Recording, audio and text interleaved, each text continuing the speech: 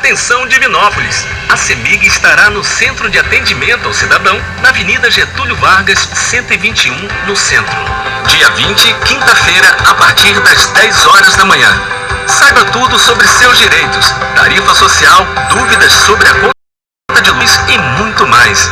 A CEMIG se preocupa com seus clientes e com a qualidade dos serviços prestados a você. Venha, participe! A CEMIG se liga em você. Atenção Divinópolis!